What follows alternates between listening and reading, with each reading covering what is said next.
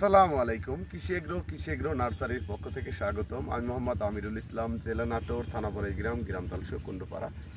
এটা মূলত বাড়িটু জাতের লম্বা পটল। দেখেন কি পরিমাণ পটল ধরে, তো চোখে না দেখলে আসলে বিশ্বাস করার মতো না। দেখেন, আর আমাদের পটলটা সর্বোচ্চ লম্বা।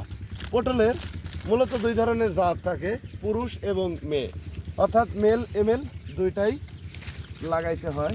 আর আমাদের এই বাড়িতে জাতের পটলটা দেখেন কি লম্বা পটল।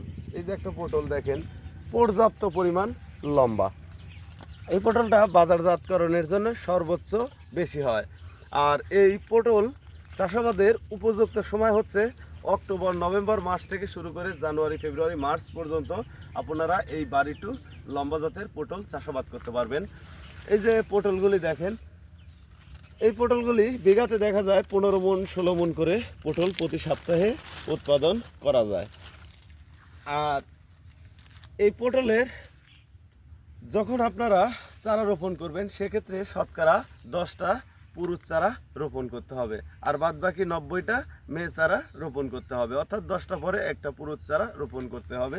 দেখেন আমাদের সমস্ত জমি বাড়িতে জাতের পটল কি পরিমাণ ধরছে, এটা চোখে না দেখলে আসলে বিশ্বাস করার মতো না। ক্যামেরাটা দিয়ে মাথাটা দেখেন, এই দেখেন ধরে আছে, যেমন গাছ হয়েছে তেমন পটলও ধরছে।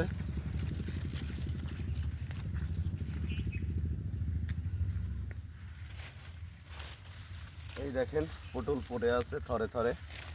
তো পটলের চারা রোপণ করতে হয় লাইনে 2 হাত পর পর, এক লাইন থেকে আরেক লাইন 5.5 হাত পর পর পটলের চারা রোপণ করতে হয়। আর অক্টোবর মাসে থেকে আমরা এই হাইব্রিড জাতের বাড়িটু লম্বা পটলের চারা তৈরি করে থাকি। আমরা পাইকারি কৃষকের সাথে পাইকারি বাংলাদেশের প্রতিটি জেলায় চারা সেল দিয়ে থাকি লম্বা জাতের। আপনারা যদি পটলের চারা সংরক্ষণ করতে চান, অবশ্যই স্ক্রিনে দেওয়া নম্বরে যোগাযোগ করবেন। আর ভিডিওটি আপনাদের কাছে অনুরোধ, অবশ্যই একটি লাইক, শেয়ার, সাবস্ক্রাইব করবেন। আসসালামু আলাইকুম।